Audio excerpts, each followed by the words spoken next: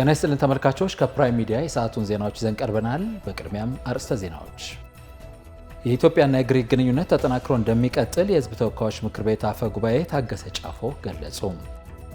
ዓለም አቀፍ የጥራት ደረጃን የጠበቀ የግብርና ምርት ወደ ውጭ ለመላክ እየተሰራ መሆኑን የግብርና ሚኒስትር ዶክተር ግርማ አመንቴ ተናገሩ። የኮንጎ መንግስትና ኤም23 አማጽያን ጦርነቱን ለማስቆም ለመስራት ተስማሙ።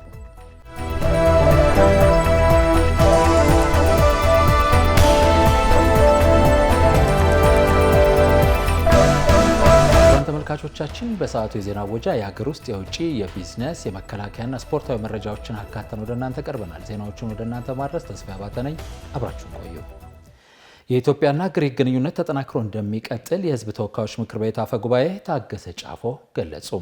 አፈጉባኤ ታገሰ ጫፎ በግሪክ ፓርላማ አባልና የኦርቶዶክስ ኢንተር ፓርላመንታሪ ጉባኤ ኃላፊ ኢርማክሶስ ቻርኮስን ከተመራ የልዑካን ቡድን ጋር ተወያይተዋል።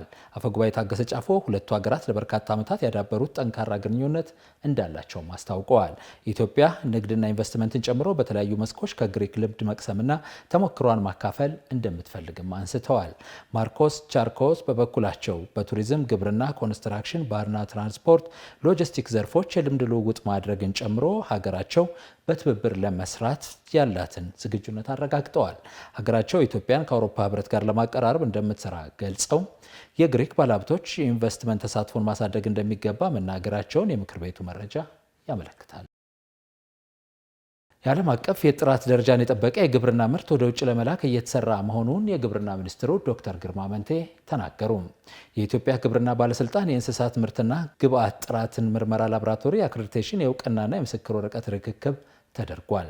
ባለስልጣኑ የግብርና ምርቶችን ጥራትና ደህንነት ለመቆጣጠር መቋቋሙንና ከእድሜ በላይ መስራቱን ዶክተር ግርማ አመንቴ ተናግረዋል። የተሻሻለው የግብርናና ገጠር ልማት ፖሊሲ ለምርት ጥራትና ቁጥጥር ትኩረት መስጠቱን ጠቅሰው ከማምረት ባሻገር የግብርና ምርቶች ጥራትና ደህንነት ላይ በትኩረት እየተሰራ ስለመሆኑ ተናግረዋል። ከውጭ የሚገቡ የተለያዩ የእንስሳት ተዋጽኦችን በሀገር ውስጥ ምርት ለመተካት እየተሰራ እንደሆነ የገለጹት ሚኒስትሩ የሌማት ትሩፋት መንደሮች ጥራትና ደህንነቱን የጠበቀም ምርት ለማምረት እያስቻሉ ስለመሆኑም አንስተዋል። የሞሮኮ ሮያል አርሚ ከፍተኛ ልዑክ የኢንፎርሜሽን መረብ ደህንነት አስተዳደርን ጎበኘ። የኢንፎርሜሽን መረብ ደህንነት አስተዳደር ዋና ዳይሬክተር ትዕግስት ሐሚድ የኢትዮጵያ የሳይበር ደህንነትን በማረጋገጥ በኩል ተቋማቸው በቴክኖሎጂ፣ በሰው ኃይል ልማትና በአሰራር ስርዓት እያከናወነ ያሉ ተግባራትን አብራርተዋል። በቀጣይ የሀገሪቱን የሳይበር ደህንነት በማረጋገጥ ረገድ ሁለቱ ተቋማት በጋራ በሚሰሩባቸው ጉዳዮች ላይ ምክክርም ተደርጓል። የሞሮኮ ሮያል አርሚ ከፍተኛ ልዑክ በበኩሉ የኢትዮጵያ የሳይበር ደህንነትና ሉዓላዊነት ለማስጠበቅ የሚያስችሉ ብቁና ዘመናዊ ተቋም መገንባት መቻሏን መመልከታቸውን አንስተዋል። ጉብኝቱ የኢትዮጵያና ሞሮኮ በዲፕሎማሲው መስክ ያላቸውን ወዳጅነት ወደ ላቀ ደረጃ ለማሸጋገር ብሎም በሳይበር ደህንነት መስክም ይሁን በሌሎች መስኮች በጋራ ለመስራት ከፍተኛ ፋይዳ እንዳለው ተጠቁሟል። አዋሽ ባንክና የአዲስ አበባ ውሃና ፍሳሽ ባለስልጣን በጋራ ለመስራት የሚያስችላቸውን የመግባቢያ ስምምነት ተፈራረሙ። ስምምነቱ የአዲስ አበባ ውሃና ፍሳሽ ባለስልጣን ለሕብረተሰቡ የሚሰጡ አገልግሎቶችን በቴክኖሎጂ የታገዘ ለማድረግና ወርሃዊ የውሃ ክፍያ ስርዓትን ለማዘመን የሚያስችል ነው ተብሏል። ታደሰ ታምራት ተጨማሪ ዘገባ አለው። አዋሽ ባንክና አዲስ አበባ ውሃና ፍሳሽ ባለስልጣን በጋራ ለመስራት የሚያስችላቸውን የመግባቢያ ስምምነት ተፈራረሙ። አዋሽ ባንክና የአዲስ አበባ ውሃና ፍሳሽ ባለስልጣን ለህብረተሰቡ የሚሰጡት አገልግሎቶች በቴክኖሎጂ ታገዘ ለማድረግና ወርሃዊ የውሃ ክፍያ ስርዓትን ለማዘመን የሚያስችል ስምምነት ነው የተካሄደው። በስምምነቱ ላይ የአዋሽ ባንክ ዋና ስራ አስፈጻሚ አቶ ፀሐይ ሽፈራው እንደተናገሩት ባንኩ የሚያቀርበው ቴክኖሎጂ መፍትሄ የአዲስ አበባ ውሃና ፍሳሽ ባለስልጣን አገልግሎት አሰጣጥ ይበልጥ የሚያዘምንና አሁን ስራ ላይ ካሉት ከ30 በላይ ባንኮች ጋር በቀጥታ ሲስተም አስተሳስሮ በመስራት ብዙ የሰው ኃይልና ከፍተኛ ወጪን የሚያስቀር መሆኑንም ተናግረዋል። አዲስ አበባ ውሃና ፍሳሽ ባለስልጣን አሁን ስራ ላይ ካሉ ከ30 በላይ ባንኮች ጋር በቀጥታ ሲስተም አስተሳስሮ ቢሰራ ከበርካታ ባንኮች ጋር የሚኖረውን ሂሳብ የማስታረቅ ስራዎች ብዙ የሰው ኃይልና ከፍተኛ ወጪ የሚጠይቅ በመሆኑ ባንካችን ቢል አግሪጌተር ወይም ፔመንት ጌትዌይ ቴክኖሎጂ በማቅረቡ ለባለስልጣን መስሪያ ቤቱ የክፍያ ስርዓቱን ምቹና ቀላል ከማድረጉም ባሻገር የሂሳብ ማስታረቅ ስራውን ከአዋሽ ባንክ ጋር ብቻ እንዲሰራ ያስችለዋል። ከዚህ በተጨማሪም በአሁኑ ወቅት የአዋሽ ባንክ ደንበኞች ወርሃዊ ኤሌክትሪክ ፍጆታቸውን በመላው ሀገሪቱ ባሉት ከ980 በላይ የአዋሽ ባንክ ቅርንጫፎች መክፈል የሚችሉ መሆኑን የጠቀሱት ዋና ስራ አስፈጻሚው ባንኩ አዋሽ ብር ፕሮ የሞባይል ባንኪንግ መተግበሪያ በመጠቀም የውሃ ፍጆታ ክፍያቸውን በጊዜ እና በቦታ ሳይገደቡ መክፈል እንደሚያስችላቸውም ገልጸዋል። ከአዋሽ ብር ፕሮ የሞባይል ባንኪንግ መተግበሪያ በመጠቀም የውሃ ፍጆታቸውን በጊዜና በቦታ ሳይገደቡ ሳምንቱ ሙሉ በፈለጉበት ሰዓት መክፈል እንዲችሉ ያስችላቸዋል። ከዚህ በተጨማሪ ባንካችን ከ6000 በላይ የሚሆኑ የባንኩን አገልግሎት የሚሰጡ ወኪሎች ሲኖሩት ደንበኞቻችን በአቅራቢያቸው ወደሚገኙ ወኪሎች በመሄድ የውሃ ፍጆታ ክፍያቸውን መፈጸም የሚችሉ ይሆናል። የአዲስ አበባ ከተማ ውሃና ፍሳሽ ባለስልጣናት ስራ አስፈጻሚ ኢንጂነር ዘሪሁን አባተ በበኩላቸው የውሃና ፍሳሽ ባለስልጣናት ከተሰጠው ስልጣንና ኃላፊነት መካከል የገቢ ማሰባሰብ አንዱ ነው። ከዛሬ 7 ዓመት በፊት በ32 የመክፈያ ጣቢያዎች ገቢ ሲሰበስብ መቆየቱን አስታውሰው በአንዳንድ ምክንያቶች አቅሙን የሚፈታተኑ መሆናቸውንና ይህን ስርዓት ለማሻሻል በርካታ ተግባራትንም አከናውነዋል። ባለስልጣኑ ካሉት 640 ሺህ ደንበኞች መካከል 158 ሺህ ደንበኞቹ ወቅቱን ጠብቀው ክፍያ አለመፈጸማቸውን እንደ ችግር አንስተው ይህ ስምምነት ይህን ብቻ ሳይሆን ሌሎች ስራዎችንም በጋራ እንድንሰራ ያግዛል ብለዋል። በመግለጫቸው ባለስልጣኑ ከአዋሽ ባንክና መሰል የፋይናንስ ተቋማት ጋር በመስራት ዓላማው ገቢ ከማሰባሰብ ባሻገር ቀጣይ ልንሰራ ያቀናቸውን ፕሮጀክቶች የብድር አማራጭ በማቅረብ የቢዝነስ አጋር እንደሚሆን በማመን ነው። በመጨረሻም አዋሽ ባንክ ዛሬ ያደረግነውን ስምምነት በታላቅ ኃላፊነት እንደሚወጣና በጋራ የመስራት ፍላጎት በላቀ ትጋት እንዲፈጽም ያለኝን እምነት እገልጻለሁ። አመሰግናለሁ። የኢጋድ ዋና ጸሐፊ ዶክተር ወርቅነህ ገበየሁ ለአፍሪካ ህብረት የድጋፍና ማረጋጋት ተልዕኮ የተጠናከረ ድጋፍ እንዲደረግ ጠየቁ።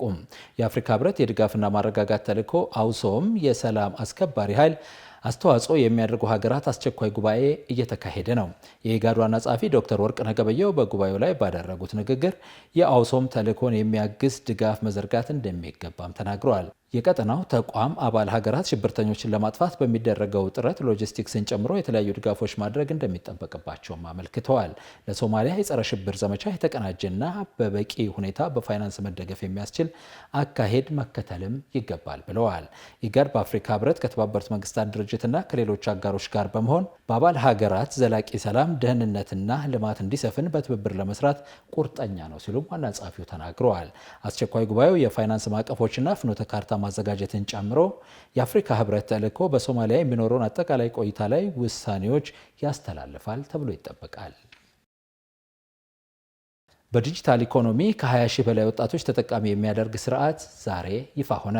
ከ900 ሚሊዮን ብር በላይ መነሻ ካፒታል የተያዘለት ይህ ፕሮጀክት በኦሮሚያ በአዲስ አበባና በተለያዩ ክልሎች የሚገኙ ወጣቶችን ተጠቃሚ እንደሚያደርግ ተጠቁሟል። ቢኪ ሰቦቃ ተጨማሪ ዘገባ አለው።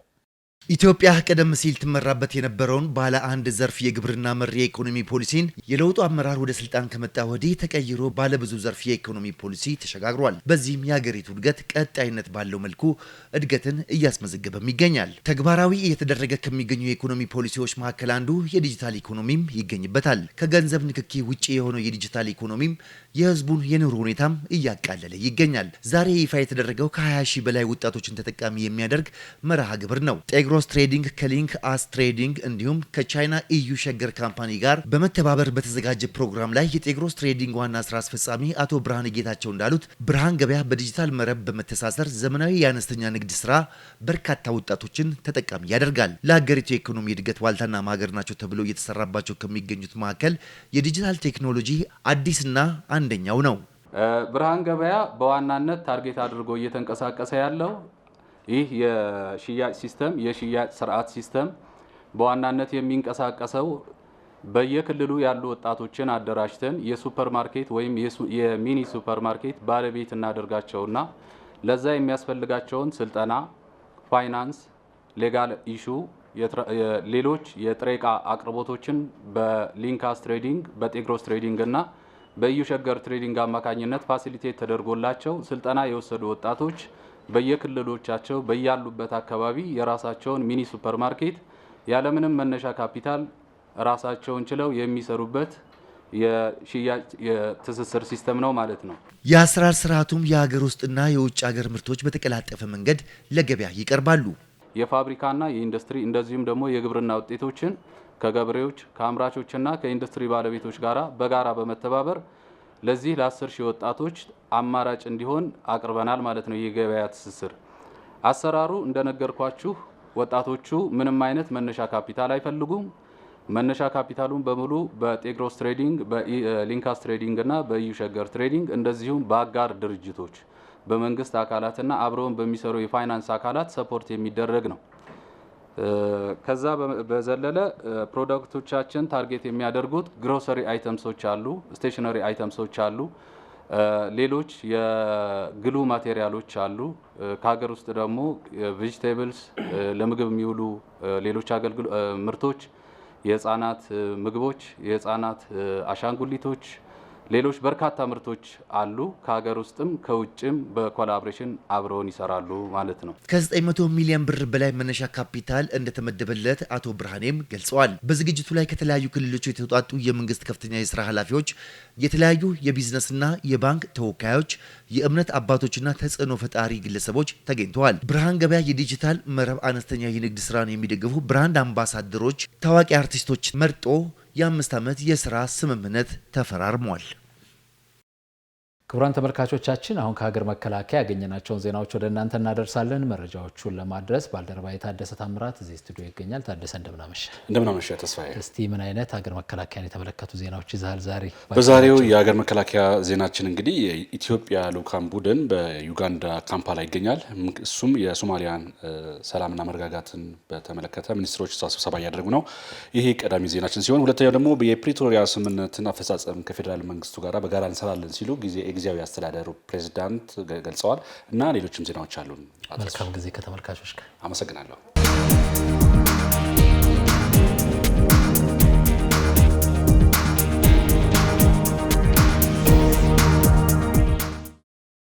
ኢትዮጵያ በአሚሶም ሚኒስትሮች ስብሰባ ላይ እየተሳተፈች ነው።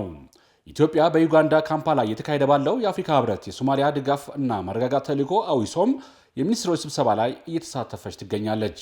በስብሰባው የመከላከያ ሚኒስትር ኢንጂነር አይሻ መሐመድ፣ በተባበሩት መንግስታት የአፍሪካ ኢኮኖሚ ኮሚሽንና በአፍሪካ ህብረት የኢትዮጵያ ቋሚ መልእክተኛ አምባሳደር ሂሩት ዘመነ እንዲሁም ሌሎች ልዑካን ተሳታፊ መሆናቸው ተገልጸዋል። በተካሄደው የሰላም ውይይት በጫካ የነበሩ በርካታ ታጣቂዎች ኃይሎች ወደ ሰላማዊ ህይወት ተመለሱ። በሰሜን ሸዋ ዞን ደራ ወረዳ የተገኘውን ሰላም በዘላቂነት እናረጋግጥ በሚል ምክረ ሀሳብ በሁሉም ቀበሌዎች ተጠናክሮ እየቀጠለ በሚገኘው ህዝባዊ ውይይት ምክንያት ነፍጥ አንግበው በጫካ የነበሩ በርካታ ታጣቂ ኃይሎች ወደ ሰላማዊ ህይወታቸው ተመልሰዋል። ውይይቱን የመሩት የስድስተኛ እዝ ዋና አዛዥ ሜጀር ጄኔራል ብርሃኑ ጥላሁን ህዝቡ የዕለት ተዕለት ማህበራዊ ጉዳዩን ያለምንም ችግር እንዲያከናውንና የመልካም አስተዳደር ጥያቄዎች አፋጣኝ ምላሽ እንዲያገኙ በቅድሚያ ሰላምን ማረጋገጥ ያስፈልጋል ነው ያሉት። አሁን እያካሄደን ባለነው ውይይት ምክንያት ታጣቂ ኃይሎች ሰላምን አማራጭ አድርገው መመለሳቸው በህብረተሰቡ ውስጥ አሁን መካሪ ሽማግሌም ሆነ ምክር ተቀባይ ልጅ መኖሩን ያመላክታል ነው ያሉት። የወረዳው ዋና አስተዳዳሪ አቶ መስፍን ታዬ በበኩላቸው ውይይቱን በመሪነት እያከናወነ ለሚገኘው የመከላከያ ሰራዊታችን ምስጋና አቅርበው ምክክሩ ሁሉንም አካል ተጠቃሚ የሚያደርግ በመሆኑ ለሀገራችን ሁለንተናዊ እድገት ሲባል ሁሉንም ማህበረሰብ ባሳተፈ መልኩ የሚደረገውን ውይይት ተጠናክሮ ይቀጥላል ብለዋል። ታጣቂዎች በበኩላቸው እስካሁን ድረስ በማወቅም ይሁን ባለማወቅ ባሳደገን ሀገርና ህዝብ ላይ ላደረስነው በደልና ስቃይ ይቅርታ እንጠይቃለን ብለዋል።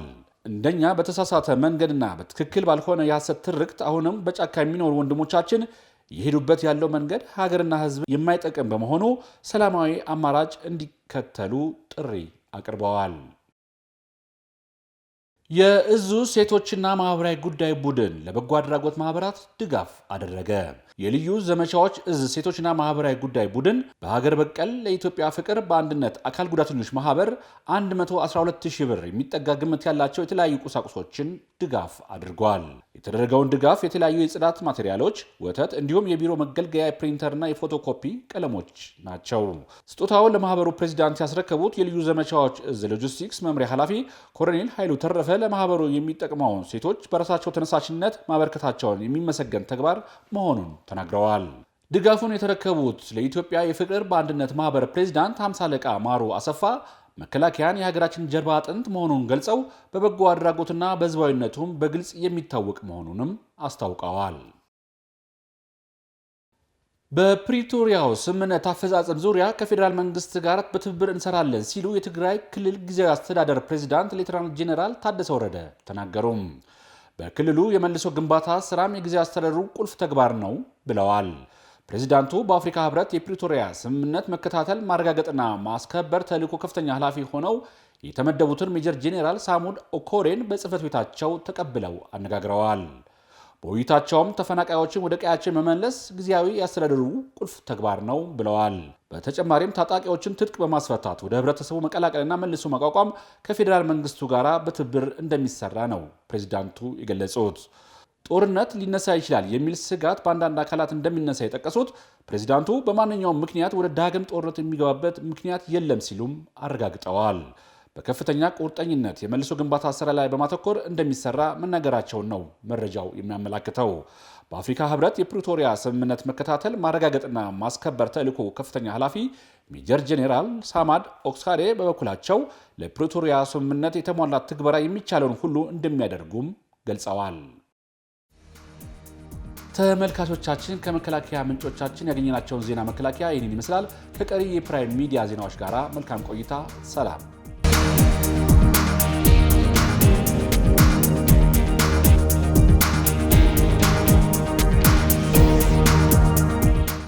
ተመልካቾቻችን አሁን ከሀገር መከላከያ ዜናዎች መለስ ብለን የቢዝነስ መረጃዎችን ወደ እናንተ ለማድረስ ተዘጋጅተናል። መረጃዎቹን ልታደርሰን እዚህ ስቱዲዮ ባልደረባችን በጸሎት ጌታቸው ተገኝታለች። በጸሎት እንዴት አመሸሽ? እንደና መሸት ተስፋ። እስኪ ምን የቢዝነስ ዜናዎች ይዘሻል? ምን ይጠብቁ ተመልካቾች?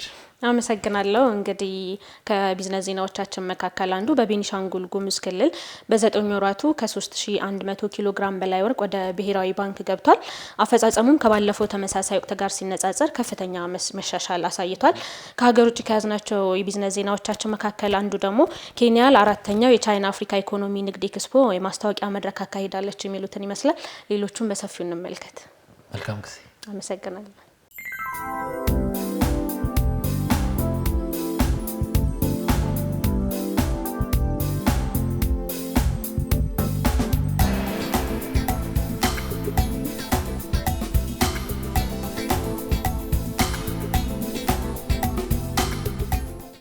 የአሜሪካው ቪዛ ባንክ ኩባንያ ኢትዮጵያን ጨምሮ በቀጠናው ዓለም አቀፍ የኋላ አገልግሎትን የማስፋት ፍላጎት እንዳለው አስታወቀ።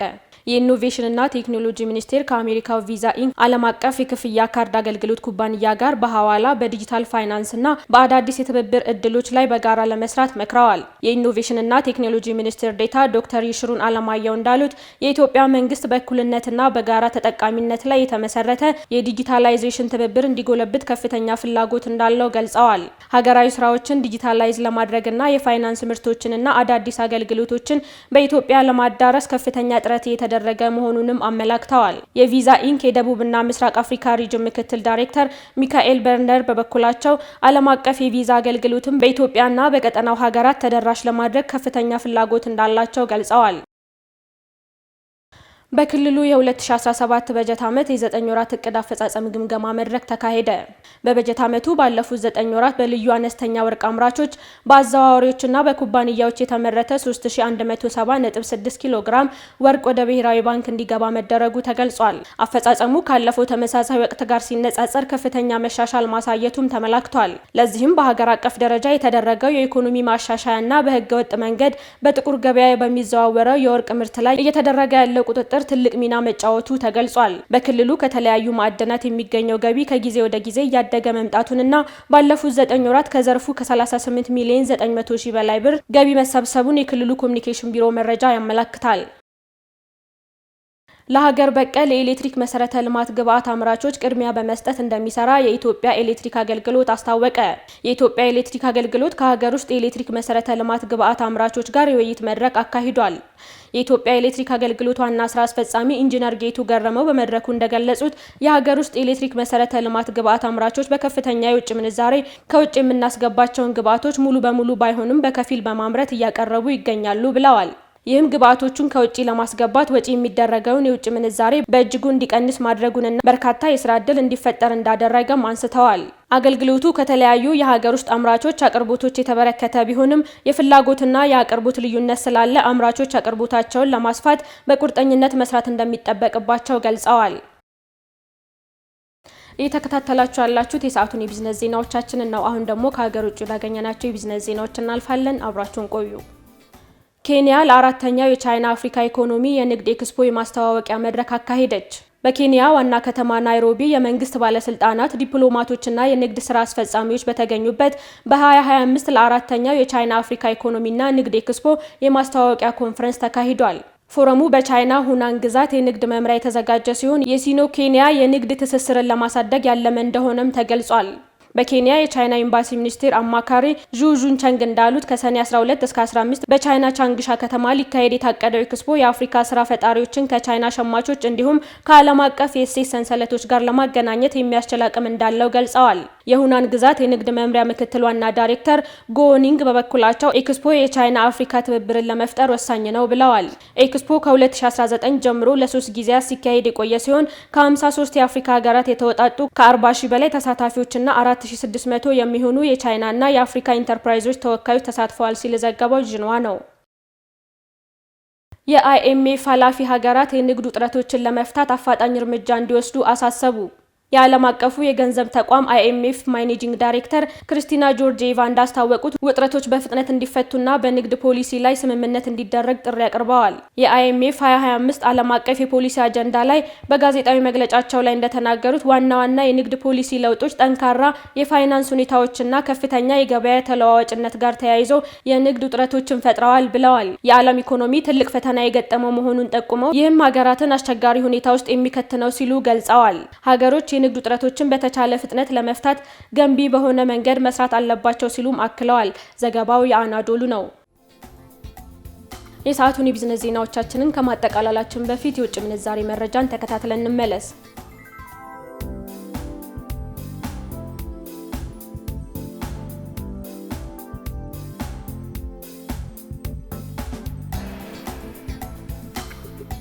ለሰዓቱ ያዝናቸው የቢዝነስ ዜናዎቻችን የተከታተላችኋቸውን ይመስሉ ነበር። ቀሪ ፕራይም ዜናዎች ይቀጥላሉ። መልካም ቆይታ።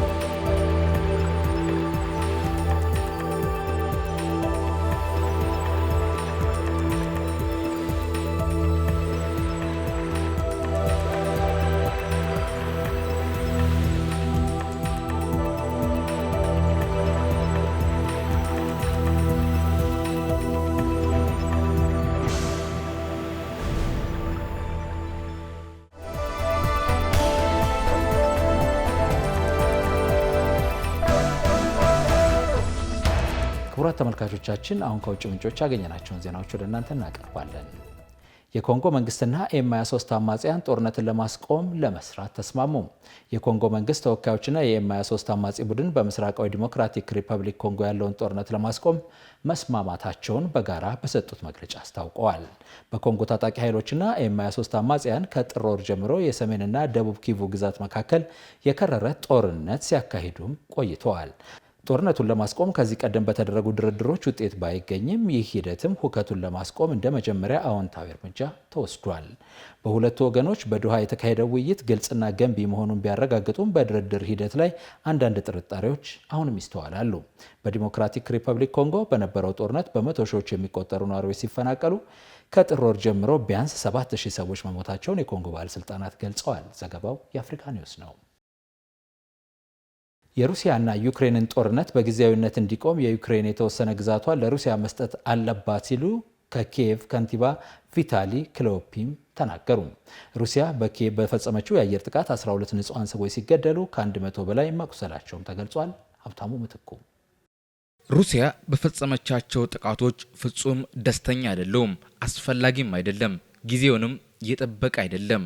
ቭላዲሚር አቁም፣ ይህ ሩሲያ ባለፉት ሰዓታት ወደ ዩክሬን ከተኮሰቻቸው 11 የባሊስቲክን ጨምሮ 70 ሚሳኤሎችና 140 የድሮን ጥቃቶች በኋላ የአሜሪካው ፕሬዝዳንት ዶናልድ ትራምፕ በማህበራዊ ትስስር ገጻቸው ለሩሲያው አቻቸው ቭላዲሚር ፑቲን ያሰፈሩት መልእክት ነው።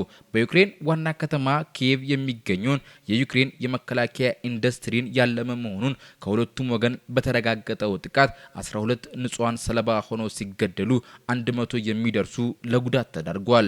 ጥቃቱ በሰሜን ኮሪያ ሰራሽ የባላስቲክ ሚሳኤሎች የተፈጸመ ነው ሲሉም የዩክሬኑ ፕሬዝዳንት ቮሎዲሚር ዜሌንስኪ በማህበራዊ ትስስር ገጻቸው ላይ እወቁት ሲሉ አስፍረዋል።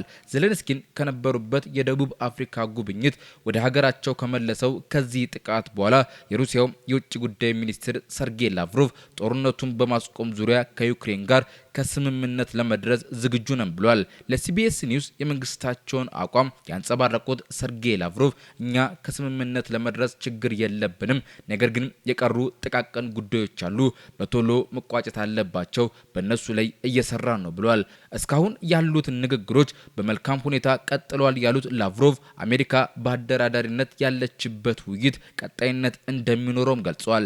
ነገር ግን ይህ የሰርጌይ ላቭሮቭ ሀሳብ በፕሬዝዳንት ቮሎዲሚር ዜሌንስኪ ዘንድ ተቀባይነት ያለው አይመስልም።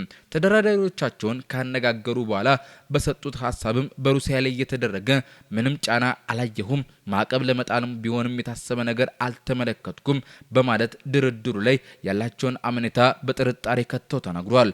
በጉዳዩ ላይ ሀሳብ ከሰጡት መካከል የሆኑት የኔቶ ዋና ጸሐፊ ማርክ ሩተ ድርድሩ በስኬት እንዲጠናቀቅ ዋናው ጥረት ከሞስኮ ነው እንጂ ከኪየቭ አይደለም ብሏል። የመጫወቻ ኳሶቹ በሩሲያ ሜዳ ላይ ናቸው የማርክ ሩተ አገላለጽ ነው። የጥቃቱ ኢላማ የሆነችው የኪየቭ ከንቲባ የሆኑት ቪታሊ ክሊችኮ ዛሬ ማለዳ ላይ ከቢቢሲ ጋር በነበራቸው ቆይታ ጦርነቱን በጊዜያዊነት ጋብ ለማድረግ ዩክሬን ለሩሲያ የተወሰነ ግዛቷን መስጠት አለባት የሚል ያልተጠበቀ ሀሳብን አቀርቧል።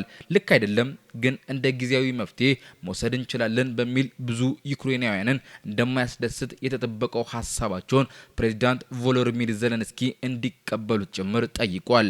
ይህ የቀደመ የትራምፕ ሀሳብ ሲሆን የአሜሪካው ፕሬዝዳንትም ለድርድሩ መጓተት ዜሌንስኪ ይህን ሀሳብ አለመቀበሉን ባሉታዊነት እንዲያነሱትም አድርጓል። ዜሌንስኪ በ2014 በሩሲያ ስር የገባቸውን ክሬሚያን ጨምሮ አንድም መሬት ለመስጠት ፈቃደኛ ባይሆኑም ለትራምፕ ግን የክሬሚያ ጉዳይ አሁን ላይ መነሳት የሌለበት ያለቀና ያከተመለት ጉዳይ ነው። በጣት በሚቆጠሩ ቀናት ዩክሬንን ለመቆጣጠር አልማ ጦርነት የከፈተችው ሩሲያ 20 በመቶውን የዩክሬን ምድር ብቻ ተቆጣጥራ 1156 ቀናት ተቆጥሯል። ብዙዎች ከሞስኮ የመፍትሄ ሀሳብ እየጠበቁ ቢሆንም የችግሩ መፍቻ መገኛ ቁልፍ በፑቲን እጅ ነው ቢሉም ከቀደሞ የኃይል መሰረት ልማቶችና ሲቪሎች ያሉባቸውን አካባቢዎች አናጠቃም ከሚለው ስምምነት ውጪ ዘላቂ መፍትሄ እስካሁን አልተገኘም። የትራምፕ ዋና መልእክተኛ ስቲቭ ዊትኮቭ የተኩስ አቁም ስምምነት በሚደረግበት ሂደት ዙሪያ ከፕሬዝዳንት ቭላዲሚር ፑቲን ጋር ለመነጋገር ዛሬ ሞስኮ ይገባሉ ተብሎም ይጠበቃል። ፑቲን እባክህን ጥቃት ማድረስን አቁም፣ በሳምንት 5000 ወታደሮች እየሞቱ ነው፣ የሰላም ድርድሩን እውን እናድርግ ብለው የአሜሪካው ፕሬዝዳንት ዶናልድ ትራምፕም በይፋ ጠይቋል። ፑቲን የትራምፕን ጨምሮ በቃላት እየደረሰባቸው ላለው ጫና ምላሻቸው ምን ይሆን የመላው ዓለም ጥያቄ ነው። አንድ እውነት ግን አለ። ጦርነቱ በፑቲን እጅ ነው። ማርገብም ማቀጣጠልም በእርሳቸው ውሳኔ ላይ የተመረኮዘ ነው። ክቡራን ተመልካቾቻችን አሁን ስፖርታዊ መረጃዎችን ወደ እናንተ የምናደርስበት ጊዜ ላይ ደርሰናል። መረጃዎቹን ለማድረስ አለምሰገድ አበበ በዚህ ስቱዲዮ ይገኛል። አለምሰገድ እንዴት አመሸ? እንዴት አመሸ ተስፋዬ? እንግዲህ በጉጉት የሚጠበቁ ስፖርታዊ ውድድሮች በተለይ የሳምንቱ ማጠቃለያ ላይ ይደረጋሉና ምን መረጃዎች አሉ? ምናልባት እንግዲህ ከሀገር ውስጥ የዳይመንድ ሊግ ውድድር በትልቁ የሚጠበቅ ነው። እንግዲህ አትሌት ጉዳፍ ጸጋይን ጨምሮ በርካታ ዓለም አቀፍ በተለይ ደግሞ የዓለም ሪከርድ ባለቤት የሆኑ የዓለም ሻምፒዮና ውድድር አሸናፊ የሆኑ አትሌቶች የሚሳተፉበት ውድድር እንግዲህ በነገው ዕለት በቻይና ይደረጋል ማለት ነው። ይሄ ኢትዮጵያውያን የሚጠብቁት ውድድር ነው። ከዛም ባለፈ የኢትዮጵያ ዋንጫ ውድድርም ነገ እንግዲህ ለፍጻሜ ለማለፍ የሚደረጉ መርሃ ግብሮችን ያስተናግዳል። መቻል ከሲዳማ ቡና፣ ሸገር ከተማ ደግሞ ከወላይታ ዲቻ የሚያደርጉ ጨዋታ ሐዋሳ ላይ ይደረጋል። ሌላኛው ምናልባት በስፋት የምንመለከተው በቅርብ ጊዜ ውስጥ ምስረታውን ያደረገው የሸገር ከተማ አስተዳደር በስፖርቱ ላይ በጣም ጉልህ የሆኑ እንቅስቃሴዎችን እያደረገ ነውና እንደው በዚህ አይነት የስፖርታዊ እንቅስቃሴዎች ላይ ውጤት የመጣበትን ምክንያት ከከንቲባው ጋር የተደረገ አጠር ያለ ቆይታ አለ። እሱንም ለተመልካቾቻችን የምንጋብዝ ነው የሚሆነው። ወደ ከውጭ ደግሞ የአማድ ዲያሎ ቶሎ ማገገም በርካታ የማንቸስተር ዩናይትድ ደጋፊዎችን ያስደሰተ ከአሰልጣኙ ጀምሮ በጣም ተስፋ እንዳላቸው እየገለጹ ነው። ወደ ልምምድ ስለመመለሱ እየተዘገበ ነው። ትክክለኛ ሰው በትክክለኛ ሰዓት የመጣ ይመስላል ለማንቸስተር። እንደሚታወቀው የዩሮፓ ሊግ መርሃ ግብር እንግዲህ በቀጣይ የሚጠበቅ ነው። በተለይ ከስፔኑ ክለብ አትሌቲኮ ቢልባኦ ጋር ማንቸስተር ዩናይትድ የሚያደርገው ጨዋታ በጣም ይጠበቃልና ለዚህ ጨዋታ መድረስ መቻሉ ደግሞ ለማንቸስተር ዩናይትድ እፎይታን የፈጠረ ነው የሚመስለው። እነዚህና ሌሎች ስፖርታዊ መረጃዎች ተካተዋል። መልካም ጊዜ ከተመልካቾች ጋር። አመሰግናለሁ ተስፋ።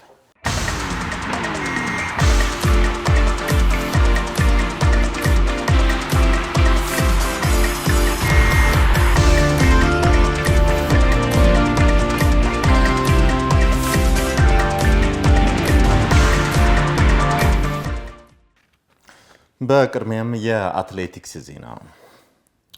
በነገው ዕለት በቻይና ዢያሚን ከተማ በሚካሄደው የዳይመንድ ሊግ ውድድር አትሌት ጉዳፍ ጸጋዬ እንደምትሳተፍ ተገለጸ። በዚህ ውድድር 10 የዓለም ሪካርድ ባለቤት የሆኑና 23 የቅርብ ጊዜ የዓለም ሻምፒዮን አትሌቶች እንደሚሳተፉም ተገልጿል። ከነዚህ መካከል ኢትዮጵያዊቷ ጉዳፍ ጸጋዬ የምትሳተፍም ሲሆን ኬንያን ጨምሮ ከበርካታ ሀገራት እውቅ አትሌቶች ከበድ ያለ ፉክክር እንደሚጠብቃት ከዓለም አትሌቲክስ ፌዴሬሽን የተገኘ መረጃም ያሳያል። ሌላው ስዊድናዊ የፖል ቮልት ኮከብ ሞንዶ ዲፖልቲቮን እንዲሁም በሴቶች ከፍተኛ ከፍታ ዝላይ የዩክሬን ያራሶቫ ማሆቻኪ በነገው የዳይመንድ ሊግ ውድድር ላይ ተጠባቂ ስፖርተኞችም ናቸው። የኢትዮጵያ ዋንጫ በነገው ዕለት የግማሽ ፍጻሜ መርሃ ግብርን ያስተናግዳል። በኢትዮጵያ ዋንጫ በቀጣዩ ቅዳሜ የሸገር ከተማ እግር ኳስ ክለብ በሐዋሳ ከወላይታ ዲቻ ጋር የሚያደርገው ጨዋታ ተጠባቂ ሆኗል። በቀጣዩ ቅዳሜ በኢትዮጵያ ዋንጫ በከፍተኛ ሊግ ተሳታፊ የሸገር ከተማ እግር ኳስ ክለብ ታሪካዊ ድል ለማስመዝገብ ከወላይታ ዲቻ ጋር በግማሽ ፍጻሜ የሚያደርገው የኢትዮጵያ ዋንጫ ጨዋታ ከፍተኛ ትኩረትንም አግኝቷል። በታሪክ ከፕሪሚየር ሊግ ተሳታፊ ክለቦች በስተቀር ግማሽ ፍጻሜ በመድረስ የሸገር እግር ኳስ ክለብ የመጀመሪያውም ሲሆን ይህንን ታሪክ አንድ ደረጃ ከፍ ለማድረግም ሚያዝያ 18 ቀን 2017 ዓ.ም ከቀኑ 9 ሰዓት ተኩል ጀምሮ በሐዋሳ አርቲፊሻል ስቴዲየም ጨዋታውን ያደርጋል። ይህንን ጨዋታ ለመመልከትም የሸገር ከተማ እግር ኳስ ክለብን ለመደገፍ በሐዋሳ ቅርብ ርቀት ላይ የሚገኙ የክለቡ ደጋፊዎች በሜዳው በመገኘት ክለቡን እንዲያበረታቱ የሸገር ከተማ ወጣቶችና ስፖርት ቢሮም ጥሪም አቅርበዋል። በኢትዮጵያ እግር ኳስ ፌዴሬሽን ውሳኔ መሰረት የዚህ ውድድር አሸናፊ በአፍሪካ መድረክ በኮንፌዴሬሽን ካፕ ኢትዮጵያን እንደሚወክልም ይታወቃል። የሸገርና የወላይታ ዲቻ አሸናፊ ከመቻልና ከሲዳማ ቡና አሸናፊ ጋር በፍጻሜ የሚገናኙም ይሆናል። ምስረታውን ካደረገ 2 ዓመታትን ብቻ ያስቆጠረው የሸገር ከተማ የስፖርት እንቅስቃሴ ውጤቶችን እያስመዘገበም ይገኛል። የሸገር ከተማ አስተዳደር ይህንን የስፖርት ልማት እንቅስቃሴን ለማስቀጠል ምን አስበው ሲሆን ተጨማሪ ዘገባ አለ። ስፖርት ከማሸነፍና ከመሸነፍ ያለፈ በርካታ ትርጉሞች አሉት። ሰላምን ባጡ ሀገራት ሰላምን መልሷል። ልዩነትን በፈጠሩ ሕዝቦች ዘንድ ስፖርት አንድነትንም አምጥቷል። በፖለቲካዊና ማህበራዊ ጉዳይ የማናቃቸውን ስፍራዎችና ሀገራትን ስፖርት የአምባሳደርነትን ሚና ተወጥቶ እውቅናና ዝናንም አጎናጽፏቸዋል። ምስረታውን ካደረገ በአጭር ጊዜ ውስጥ በስፖርቱ እንቅስቃሴ እንደ ሀገር ውጤታማ ሲሆን የተመለከት ነው። የሸገር ከተማ በእግር ኳስ፣ በአትሌቲክስ፣ በብስክሌት ስፖርቶች በክልልና በሀገር አቀፍ ደረጃ ውጤታማ ስራዎችን ሜዳ ላይ ማሳየትም ችሏል። ይህም ለብዙዎች ስፖርት በትኩረት ከተሰራ ውጤቱ ምን ያህል ትርፋማ እንደሆነ ማሳያም ነው። ያው ሸገር ሲቋቋም መጀመሪያ ዘመናዊ ከተማ ብሎ ነው ራሱን የጀመረው። ዘመናዊ ከተማ ደግሞ ከስፖርት ነጥለህ አታየውም። አንድ ከተማ ዘመናዊ ሊሆን የሚችለው እንደዚህ አይነት የስፖርት እንቅስቃሴ ሲኖሩት ነው። ስፖርት አንድነትና ያጠናክራል። ስፖርት ሰላም ነው። የሚገርም ስፖርት አሁን ባደጉት ሀገራቶች ላይ ከዚህ ባለፈ የኢኮኖሚ ምንጭ እየሆነ ነው። ስፖርት ያለበት ቦታ ላይ መሰረታዊ ልማቶች አሉ። ስፖርት ያለበት ላይ የተለያዩ ነገሮች አሉ። አሁን የኦሎምፒክ ከተሞችን በዓለም አቀፍ ደረጃ ብታያቸው የስፖርት ጥንካሬ ስላለ እንደዚህ አይነት መሰረታዊ ለውጥ አለውና አሁን እንደዚህ አይነት ውድድሮች እኛ እንደ ከተማችን የማህበረሰባችን አንድነት ከመጠበቅ ባለፈ የኢኮኖሚ ለውጥ፣ የማህበራዊ ለውጥ ላይ ሚና ስላላቸው እዚህ ላይ አትኩረን እንሰራለን ማለት ነው። የሸገር ከተማ አስተዳደር በስፖርቱ ዘርፍ ተሳትፎ ማድረግ ከጀመረ 2 ዓመታትን ብቻ ነው ያስቆጠረው። ባለፈው በ2016 የውድድር ዘመን በምስረታው የታዩ ክፍተቶችን አርሞ ዘንድሮ የተሻለ የሚታይ ስራዎችን መስራትም ችሏል። ከፍተኛ ሊግ ላይ ተሳታፊ የነበረው የወንዶች እግር ኳስ ክለብ 4 ጨዋታ እየቀረው ወደ ፕሪሚየር ሊጉ ማደጉንም አረጋግጧል። በሴቶችም ቢሆን የመጨረሻ ምዕራፍ ላይም ተገኝቷል። በአትሌቲክስ ስፖርትም ከሀገር ውስጥ ውድድር አልፎ በዓለም አቀፍ ደረጃ እውቅናና ውጤትን ያተረፉ የሀገር ኩራት የሚባሉ አትሌቶች መገኛ መሆንም ችሏል። ሸገር ሲዋቀር ከስፖርት አኳያ ትልቅ እቅድ ተይዞ ስፔሻሊ ሸገርን ከተማ የስፖርት ቱሪዝም ማዕከል ለማድረግ ካላት የተፈጥሮ አየር ሁኔታም እንዲሁም ከከተማው ምቹነት አኳያ ከዛም በዘለለ ደግሞ ስፖርትን እንደ ሶሻል ካፒታል ከማሰብ አንጻር ትልቅ እቅድ ይዞ ነው ከተማው የተነሳው። ይህንን እቅድ ስንይዝም የነበሩትን የስፖርት መዋቅሮችን በአዲስ ሪፎርም ማድረግ ነው ወደ ስራ የገባ ነው።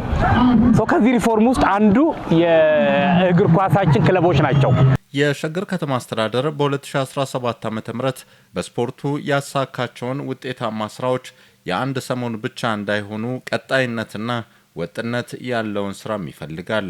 ታዲያ በ2018 የውድድር ዘመን በኢትዮጵያ ወንዶችና ሴቶች ፕሪሚየር ሊግ ባደጉበት ዓመት የፋይናንስና ሌሎች ተያያዥ ችግሮች እንዳያጋጥማቸው ምን ታስቦ ሲሆን ካሁኑ የታቀደ ነገር ይኖር ይሆን? መጀመሪያ ከተማችን ሲደራጅ እንደዚህ አይነት ነገሮች ላይ በሙሉ ሀሳብና በበቂ መዋቅር ነው የጀመርነው። ለዚህም ነው አሁን ላመጣነው ለውጥ ከፍተኛ ሚና የተጫወተው። ለሚቀጥለው አሁን ካለንበት ዝግጅት በበለጠ እየተዘጋጀን ያለ ነው። ለምሳሌ ባለፈውን ጊዜዎች ባነሳልቅ ፋይናንስ ችግር እንዳይሆን ብለን የፋይናንስ ስርዓታችንን በበቂ ሁኔታ ተዘጋጅተን ነው አሁን ላለንበት ከፍተኛ ደረጃ የደረስነው። ድጋፍ፣ ክትትል፣ ሁሉ ነገር እናደርጋለን። አሁን ደግሞ ወደ በአገር አቀፍ ደረጃ ከፍተኛ ሊግ ላይ ነው የገባ ነው። ለዛም ዝግጅት አጠቃለናል። ምናልባት በኋላ ስንሰራቸው የምታያቸው ብዙ ነገሮች አሉ። በውስጥ ውድድሮችም ጠንካራ የእርስ በርስ ስፖርታዊ ውድድሮችን በማድረግ ጥሩ ምሳሌ የሆነው የሸገር ከተማ አስተዳደር በስሩ በሚገኙት 12 ክፍለ ከተሞች ውስጥ አመታዊ የሸገር ውድድሮችን ሲያከናውንም ተመልክተናል። ውድድሩ በጣም አሪፍ ነው። የውድድሩ ሁኔታ በጣም ደስ ይላል። ውድድሩ በጣም አሪፍ ነው፣ ደስ ይላል። ምክንያቱም አንድ ውድድር ስንሄድ ከሰዎች ጋርም የመተዋወቅ ከተለያዩ ሰዎች ከአሰልጣኝም ሆነ ሰልጣኝ የተለያዩንም መታወቅ ይመጣል። በጣም አሪፍ ነው። ከመጀመሪያው በተሻለ ሁኔታ በብዙ ነገር ተሻሽሎ መጥቷል። ለምሳሌ አምና ከነበሩ የስፖርት አይነቶች በጣም በብዙ ስፖርት አይነቶች ጨምሮ ነው የመጣው። ብዙ የስፖርት አይነቶች ነው የተካሄዱት። ለምሳሌ ቴኒስ አልነበረም። እንደዚህ ብስክሌት ምናምንም አምና አላየንም ነበር እኛ በተወዳደርንበት። ግን ዘንድሮ ብዙ ነገሮችን የተሻሉ ነገሮችን እያየን እንገኛለን። የከተማው ምስረታ ተደጋግሞ ሲነገር እንደሰማነው ከሆነ ዘመናዊ የከተማ አደረጃጀትን ታሳቢ ያደረገም ነው። ታዲያ በዚህ የስማርት ሲቲ እሳቤ ውስጥ ስፖርቱ በተለይ ከስፖርት ማዘውተሪያ ስፍራ ግንባታዎች አንጻር የአጭርና የረጅም ጊዜ እቅዶቹ ምን ይመስላሉ? በአሁኑ ከሌለም ብር ላይ ገፈርሳ ጉጄ የወጣቶች የስፖርት ማዕከል ገንብተናል።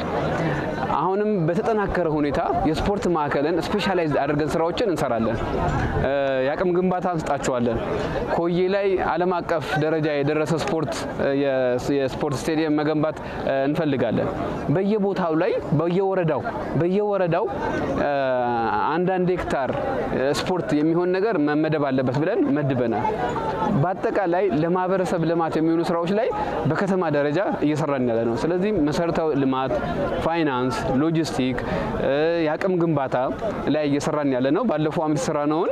አሁን ደግሞ ለሚቀጥለው በተለያዩ ክፍለ ከተማ ላይ አጠናክረን እንቀጥላለን ማለት ነው። ስፖርት በጥናት ከተሰራ ትልቅ ሀገራዊ የገቢ ምንጭም ነው። ትውልድን በስፖርት ከማነጽ ባለፈ ውጤታማ የስፖርት ልማት አቅጣጫን መዘርጋት ሊበረታታም ሊደገፍም ይገባል። ከዚህ አንጻር የሸገር ከተማ ይበል የሚያሰኝ የስፖርት እንቅስቃሴዎችንም አስመልክቶናል። የአፍሪካ ቻምፒዮንስ ሊግ የፍጻሜ ተፋላሚዎች ዛሬ ተለይተው ይታወቃሉ። የግብጽና የደቡብ አፍሪካ ክለቦችን ባገናኘው የአፍሪካ ቻምፒዮንስ ሊግ የግማሽ ፍጻሜ መልስ ጨዋታዎች ዛሬ ምሽት ይደረጋሉ። ምሽት 1 ሰዓት በጀመረው ጨዋታ በካይሮ ኢንተርናሽናል ስቴዲየም የ12 ጊዜ ሻምፒዮኑ አል አህሊ የአንድ ጊዜ አሸናፊው ማማለደ ሰንዳውንስን የሚገጥም ይሆናል። የግብፁ አል አህሊም ለ18ኛ ጊዜ የደቡብ አፍሪካውን ማማለደ ሰንዳውንስን ለሶስተኛ ጊዜ በፍጻሜው ለማግኘት በምሽቱ ካይሮ ላይ ይፋለማሉ። ምሽት 3 ሰዓት ላይ በሚጀምረው የዕለቱ ሁለተኛ ጨዋታ ደግሞ በተመሳሳይ ካይሮ ላይ በጁን 30 ስቴዲየም ፒራሚድስ ኦርላንዶ ፓይሬትስን የሚያስተናግድም ይሆናል። የደቡብ አፍሪካው ኦርላንዶ ፓይሬትስ ለሶስተኛ ጊዜ፣ የግብፁ ፒራሚድስን ደግሞ በታሪኩ ለመጀመሪያ ጊዜ ለፍጻሜው ለመድረስ የሚያደርጉ ጨዋታ ትኩረትንም ስበዋል። ፕሪቶሪያና ጆሃንስበርግ ላይ የተደረጉት ሁለቱም የመጀመሪያ ዙር ጨዋታዎች ግብ ሳይቆጠርባቸው 0-0 መጠናቀቃቸውም ይታወሳል። በ2024/25 የአፍሪካ ቻምፒዮንስ ሊግ የፍጻሜ ጨዋታዎች ግንቦት 16 እና ግንቦት 24 ይደረጋሉ በማለት የዘገበው ባልደረባችን ሀብታሙ ምትኩ ነው። የማንቸስተር ዩናይትዱ የመስመር አጥቂ አማዱ ዲያሎ በቀጣዩ ሳምንት ወደ ሜዳ እንደሚመለስ ተገለጸ። የክለቡ ወሳኝ ተጫዋች አማዱ ዲያሎ ካጋጠመው ከባድ ጉዳት በማገገም በግሉ ልምምድ ማድረግ የጀመረም ሲሆን ከሰኞ ጀምሮ ወደ መደበኛ የቡድን ልምምድ እንደሚመለስም ታውቋል። አማዶ ዲያሎ ባጋጠመው ጉዳት ከውድድር ዓመቱ ውጭ ሆኗል ተብሎ የነበረ ቢሆንም ከተጠበቀው ጊዜ ፈጥኖ ስለማገገሙም ታውቋል። በዘንድሮ የውድድር ዘመን ለማንቸስተር ዩናይትድ ወሳኝ ከሚባሉ ተጫዋቾች አንዱ የነበረው አማዱ ዲያሎ ለማንቸስተር ዩናይትድ በወሳኝ ሰዓት ወደ ሜዳ መመለሱ ጥሩ ዜና ተደርጎም ተዘግቧል። በኤሮፓ ሊግ ማንቸስተር ዩናይትድ ከአትሌቲክ ቢልባኦ ጋር ለሚያደርጉ ጨዋታ የመድረስ እድሉ እጅጉኑ የሰፋ ነው ተብሏል። የቀድሞ የማንቸስተር ዩናይትድ እና የባርሴሎና ግብ ጠባቂ የሆነው ቪክተር ቫልዴስ ወደ ስራ ኃላፊነት ገባ። የቀድሞ የባርሴሎና እና የማንቸስተር ዩናይትድ ግብ ጠባቂ የነበረው ቪክተር ቫልዴስ በአሰልጣኝነት መሾሙም ታውቋል። ቪክተር ቫልዴስ አሁን ላይ በስፔን 4ኛ ዲቪዚዮን የሚወዳደረውን ሪያል አቪላ ክለብን በኃላፊነት መረከቡም ነው የታወቀው። ከዚህ በፊት የባርሴሎና ታዳጊ ቡድንን ሲያሰለጥን የነበረው ቪክተር ቫልዴስ ባለፉት 3 ዓመታት ያለ ኃላፊነት መቆየቱም ይታወሳል። ቪክተር ቫልዴስ አሁን ላይ በክለቡ እስከ 2027 የሚያቆየው ውል በመፈረም ስራውን መጀመሩም ታውቋል። ክቡራትና ክቡራን ተመልካቾች ለሰዓቱ ያዝናቸው የስፖርት ዘገባዎች ይህንን ይመስላሉ። ወደ ተስፋዬ ልመልሳችሁ።